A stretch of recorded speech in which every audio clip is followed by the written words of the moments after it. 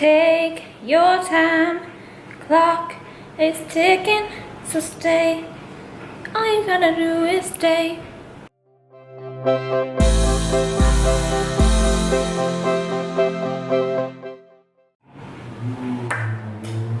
What's up, YouTube? Today I thought I would take some time and do a little meal prepping for the rest of the week. I'll be honest, I usually prep things as I need them because I do have the luxury of working from home. But for those of you that don't work from home and also, you know, have school, go to class, etc., I thought I would take some time and like do it all as one big meal prep. But a little bit into my background right now, where I'm at, for those of you that are new to my channel. I am about 9 weeks into bikini prep, a little over, and then I'm a little less than 8 weeks away from my show. So we got about 8 weeks left for my prep, and things are getting a little bit more rigorous, but like nothing that I'm not used to. I'm still eating a lot of food and hardly doing cardio, so I'm very grateful for that. But to stay on track here, we're gonna be doing a meal prep for bikini prep. So these are just a few things that I incorporate into my daily diet. Basically, flexible diet. That is where you have a set of macros, carbs, proteins, and fats in grams that you have to hit each day. And that really has helped me to grow my muscle, because if I didn't track, I wouldn't eat as much as I should intuitively. And it also helps me on a cutting phase so that I'm able to incorporate a lot of different variety without having to stick to one meal plan. So it 100% works for me, and that is what I'm doing right now. So I'm gonna show you guys my sources of proteins and carbs and everything, but these are very helpful for people that are on a lower carb diet right now. My carbs aren't low by any means. There are some 100 day of carbs fat, there's 170 carbs, there's 200 carbs. They just fluctuate because we do carb cycling. And my fats aren't very low by any means either. They're about 40 grams. So I still have a lot of food to work with, but I know that is still low carb for most people. So I do stick to somewhat of the same foods throughout the daily. Here are a few of my carb sources. If you're low carb, spaghetti squash is amazing because you get a lot of bang for your buck. This is butternut squash. It has somewhat of similar macros as sweet potatoes, and it tastes somewhat similar as well. I highly recommend though. Sweet potatoes, I am just obsessed with sweet potatoes. I'll show you how I prep these. Also, I like organic sweet potatoes because the generic are less sweet than the organic. Oat Fit, we love Oat Fit. It's so easy and so delicious for only 18 carbs. Purple potatoes are really good. I just slice them up and bake them. For another main carb source that I have every day is Jasmine Rice, and this rice cooker is amazing. I don't know if you guys have a rice cooker at home, but I highly recommend getting one. All you do is put the dry rice in there, water, you shut it, you hit the power button, and bam, it is ready very quickly. I think about 40 minutes, maybe less, maybe 20 minutes.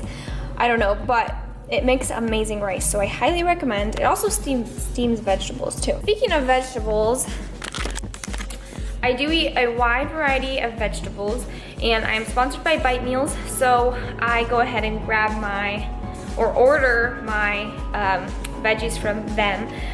But we are all out this week, so I'm about to make some asparagus, and honestly, when we don't have like the luxury of having bite meal vegetables, these do come into play.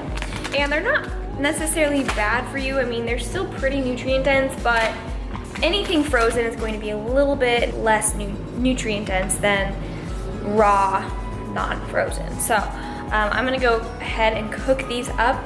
I'm gonna broil them. I'll show you how I do it. And then let's move on to my sources of protein. Sometimes I incorporate my bioactive whey from my Satori cookies and cream into like my oatmeal a little bit. But my main sources of protein are going to come from nutrient-dense foods for a few reasons. It's very, very high quality. 2, I don't want to mess up digestion, because on a bikini prep or on any diet really, and your macros get low, your body becomes very sensitive to different foods because you're not eating as much food. So I find that usually happens with me. I want to stick to nutrient-dense foods. And also it keeps you fuller for longer, and I'm all about that. I hate feeling starving. So a couple of main sources. I do ground turkey a lot, 99%, because it's so easy to make on the stove. With chicken, I do organic chicken breast, and I will dice this up. I really love 96% lean ground beef. This is grass-fed beef. The only place I've found it is at Trader Joe's. So I really love this as well. The reason why I do have grass-fed is because it digests a lot better, and it honestly tastes a lot better. I obviously have egg whites and eggs, and sometimes ahi tuna and whitefish, but for my main sources throughout the day, I will eat chicken and turkey. And you know, I'll switch it up here and there. It all depends on which store I'm going to and all of that. I think that's all we have. And hope y'all are ready to start meal prepping, because I'm hungry.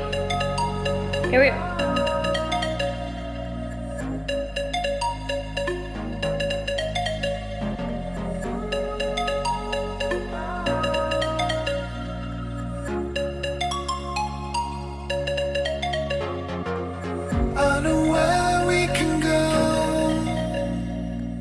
Alright, so when I'm on prep, I like to weigh my meats raw because that's the most accurate form of measurement. If you think about it, the way you cook your meats is always going to, even if it's the same, it's always going to be different in terms of the weight of that meat. It could be a little bit drier, it could be more moist, and that's going to fluctuate the grams or ounces that the meat is. So I don't worry about it too much on off season, just because it is a little bit of extra work, not really too much. But when I'm on prep, especially now that I was 2 points away from my pro card last time, I really want to make sure that everything is as accurate as possible and I'm doing everything on point, because there's really no room for error right now. That is why I weigh my meats raw. So basically what you're gonna do is you're going to obviously put the pan on the scale. You're going to zero out the scale, and by the end of you cutting up the raw meat and you get that weight, say it's 20 ounces, put that in your notes on your phone, and then once it's done cooking, go ahead and weigh out the cooked meat and say that's about 16 ounces cooked. So what you're gonna do, stay with me here, is you're going to divide 16 by 20, cooked meat by dry meat, and that will give you a certain percentage. So it'll be like 0.72%. And then you wanna write that down in your notes so that every time you go and get your meat, you're going to times the ounces that you want by that percentage. So let's say you wanted 4 ounces raw. You're gonna do 4 times 0.72, and that's going to give you, you know, maybe 3.2 ounces cooked to get the same amount of protein, carbs, fats that it was raw. So I hope that makes sense to you all. It's kind of hard to explain. Hopefully you guys understand what I'm putting down, but that is basically how I weigh my meats raw, and why I do so. I know where we can go,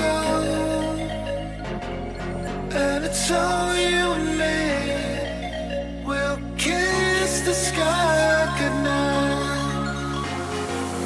Just run away with me, darling. We'll get real lost. We'll get real lost again. Just run away with me, darling. We'll get real lost. We'll get real lost again. Alright, so what we cook with usually is a lot of Flavor God seasonings. And I've tried so many seasonings. I'm not sponsored by them or anything, but Flavor God is probably my number one, just because they're super fresh, they're so flavorful. They also use sea salt, and a lot of seasonings use processed salt. So sea salt is much better for your body than processed salt. So we do salt our meals. Every single meal we do a lot of salt, so like 3 shakes per meal. We try to keep it consistent. That's for electrolytes, for training. If you're training hard, you want to make sure that you're consuming sea salt or pink Himalayan salt. But how we spice up our meals when we're cooking is a lot of Flavor God seasonings. You guys will see me use these. And then I like to have a chopped up onion in the fridge just to put in while I'm cooking meats or whatever the case may be. And then we also do this already chopped up and roasted garlic just to throw in our meat. 2 favorite hot sauces is going to be this tomatillo and this jalapeno. They have a chipotle one. We have one in the fridge, and that's what I usually use. But we use those on every single meal. So that's how we like to spice up our meals.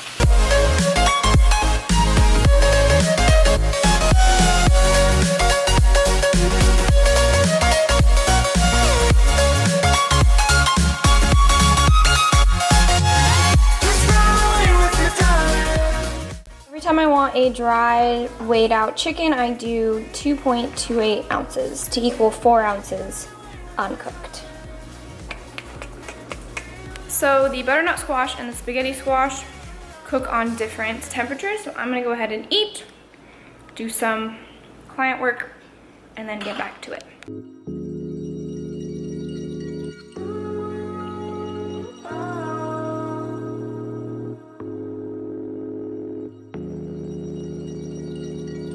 I know where we can go, where the sunrise lasts forever. Alrighty, YouTube. That is the end of my meal prep, and there were a few things that took longer because I have to wait for the oven. I only have one oven, so I think it took about 3 to 4 hours to do all of that, but that's a lot and a lot of long cooking times and everything. But I hope that this helped you guys on your growing phase, cutting phase, maintaining, anything like that. I hope that it helped you guys with what you're going through. Please stay tuned to future videos, and if you liked this video, please give it a thumbs up to help support my channel, as well as subscribe for more content. Thanks guys, and I will see you in the next one.